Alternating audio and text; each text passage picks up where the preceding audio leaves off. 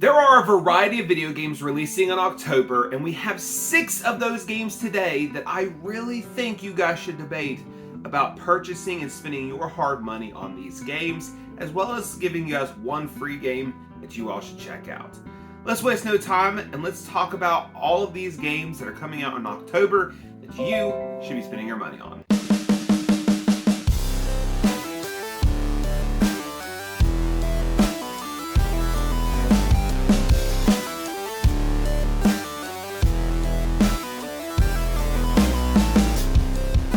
One of the most exciting games releasing in October for PlayStation is an adventure game loosely based off the Alfred Hitchcock films, most specifically the movie Vertigo. Vertigo tells the story of Ed Miller, a writer whose life has changed after a car wreck. After his accident, he learns that he was uninjured and his wife and daughter are now missing, but both was with him when they crashed. He is left traumatized and experiencing intense vertigo and enters therapy to find out what happened to him. Alfred Hitchcock is an adventure game that takes place across 3 different characters with a major focus on solving mysteries that are tied to flashbacks. With several uses of QuickTime events, the game has a very similar look and feel to the Telltale Games and Life is Strange series. The game is already available on the PC, but it's finally coming to PlayStation 5 and PS4 on October 4th. The game's mysteries and storytelling seems to be interesting, and I am a big fan of Alfred Hitchcock and his work, and I'm excited to see where this game goes, because with his storytelling mixed with this game company's game design, it looks really unique. The game studio, Pendolo Studios, actually worked and even tried to mimic his camera work for the game by studying hours and hours of his films. If you're looking for a thrilling mystery this October, then maybe you should give this game a try. I know I will be. Our next game is a long anticipated game for me, which is the direct sequel to a game called A Plague's Tale: Innocence.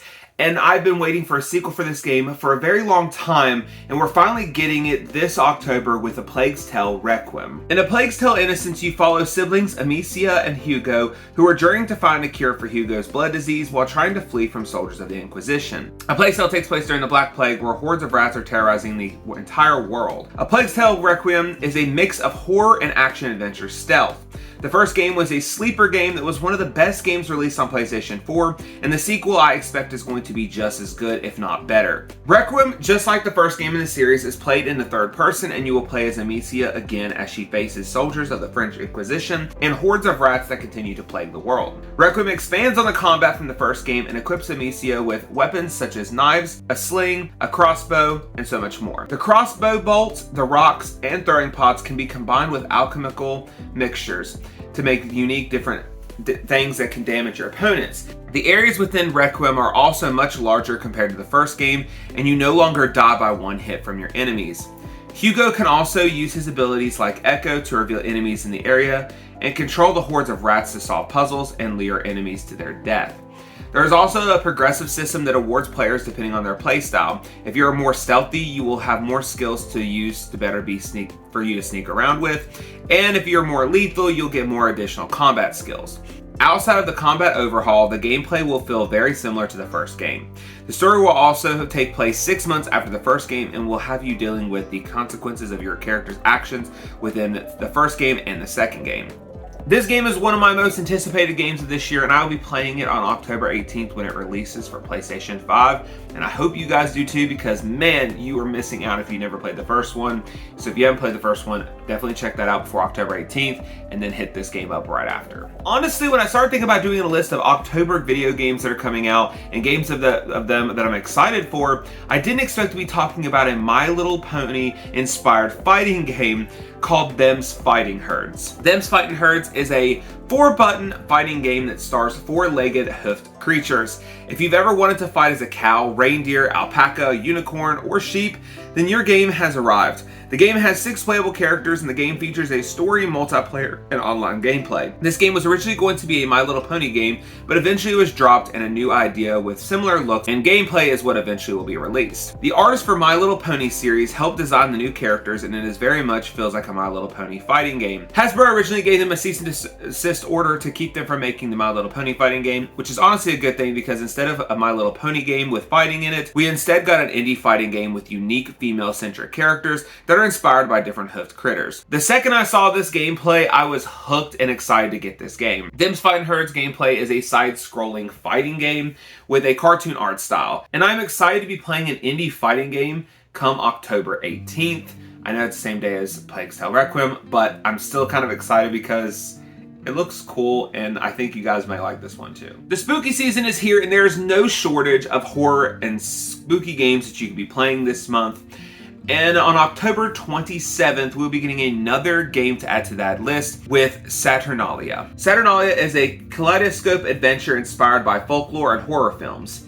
Saturnalia is a equal parts adventure and horror game. The story focuses on a mysterious century-old ritual that happens every year on the night of the winter solstice. Saturnalia features 4 playable characters, and you will have to utilize their unique abilities to confront their own personal issues and explore the secrets of the haunting town.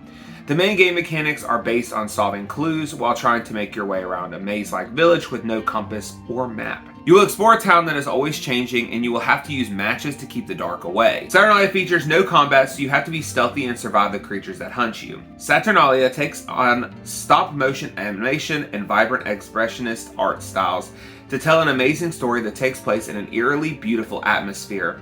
Saturnalia features non-linear progression, an adaptive narrative, as well as endings that are based on the player's choices. The game looks spooky, and it looks to be one of the most unique horror indie games coming out for the PlayStation 5 this year. I have not been excited about a Call of Duty game since 2019's Call of Duty Modern Warfare, and thankfully Infinity Ward is bringing back a Call of Duty Modern Warfare game with the direct sequel to that 2019 game just a few short weeks away on October 28th. In 2019, they introduced the Modern Warfare Reboot series, and it was one of my favorite Call of Duty games since the original series. Modern Warfare 2 will feature an advanced AI system for the campaign and co-op modes, updated water physics, as well as an overhaul to the vehicle system. Modern Warfare 2 will feature a campaign mode that focuses on the newly formed Task Force 141, 3 years after Price formed the team at the end of Modern Warfare. Returning characters such as Gaz, Price, Soap, and Ghost will make their return, and the story looks to deal with terroristic threats and the drug cartel. Either way, playing with this cast of characters has me excited, and I cannot wait to dive back into this world that I have loved so much. The multiplayer for Modern Warfare 2 will also feature new game modes such as Knockout, where 2 teams attempt to capture a package with limited lives, and Prison Rescue, where an attacking team attempts to extract a hostage while a defending team prevents them by fortifying defenses around the hostage. They also rehauled the Gunsmith mode with more customizable options for your weapons. I played the beta recently and enjoyed it so much, and I've not enjoyed a multiplayer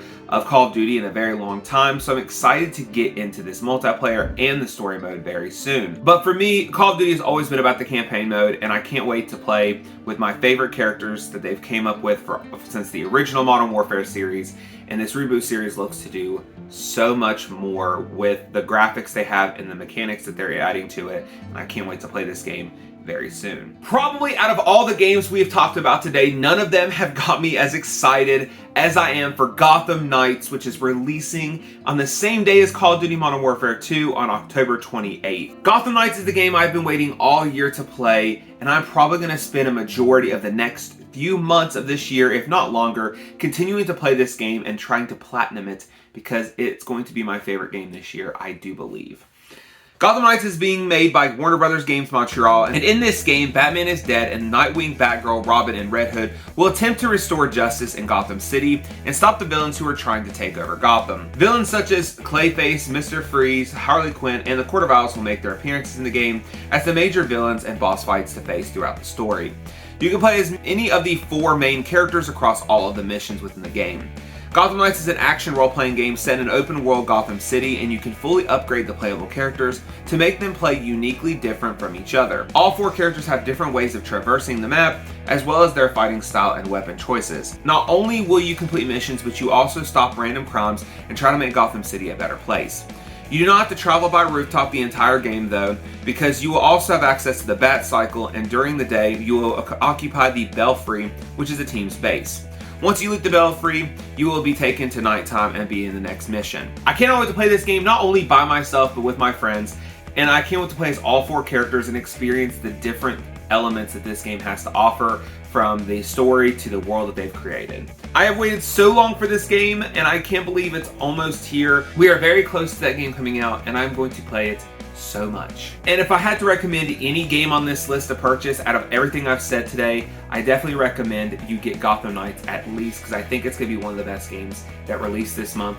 If not, there's plenty of other games on this list that I talked about that you should also be excited about, because they're all going to be really, really good. But I said I was going to tell you about 6 games worth buying, and I did say I'm going to mention one free game. So the free game that you can play right now that you don't necessarily have to purchase is Overwatch 2. Now, I know Overwatch 2 has had a lot of issues since its launch, but it seems like slowly the game is starting to get back to where it should be, and we're starting to see better improvements over time. Blizzard's taking a lot of effort into shutting the game down, fixing it for maintenance timeframes, and trying to get the game back up and running as best as they can. It actually took me almost a full week to get my hands on Overwatch 2, but in a way it was fine, because I would have rather have not sat around waiting in queues and all the issues that it had just to get the chance to play Overwatch 2. So far, it's a lot of fun. The new maps are fun. Some of the new characters are awesome. The reworks and the 5-team changes seem to be really, really fun compared to the 6-person teams. I think the games go by a little bit faster, and you're not just tanking up a bunch of, 2 tanks, putting up a bunch of walls and keeping you from doing anything. So it's a lot of fun. I'm enjoying it so far. I can't wait to see how this game progresses, and I can't wait till we get a story mode. But if you're looking for a free game and you don't know what else to play, you should check it out. It's a free multiplayer game. It's 5v5 team battles. There's different modes you can play where you rather escort a thing from point A to point C. There's moving a robot back and forth like a tug-of-war type game. And, it's just a lot of fun. It's one of my favorite games. The first game was one of my favorite games, and the sequel looks to be just as good, if not better, soon enough. Now, I know this game still has some stuff that it's working on, so if you're not wanting to play it during some of this beginning buggy phase, that's perfectly fine as well. But I definitely think, because it's free and you don't have to pay anything, if you're looking for a multiplayer game, you might as well check it out, because you have to pay nothing at all to get it. Now, if you're a new player, be wary that you will have to play a lot of Overwatch to unlock all the characters, because for new players who don't have the previous game, you won't be able to get all the characters right away. But for those who played Overwatch 1, do not worry, you can play as all the characters. I know that there's a glitch right now that keeps you from getting them, but apparently there's a fix that you just go play the tutorial once or twice and then unlocks them all. It worked for me. It seems to be working for a lot of other people, so check that out as well. That was 6 games that you should be buying this month to play on the PlayStation, and 1 you can get for free. I hope you guys liked this video. If you did, please like, comment, and subscribe, because we do PlayStation content every single week, and I hope to see you all back next time for some more videos. Next week, we have so many good horror, haunting, Halloween fun for the channel, and I can't wait to get to those videos, so I hope you come back for that as well. Thank you all. I will see you all next time, and I'm going to go back to playing some more Overwatch 2 before the servers get shut down again. See y'all next time.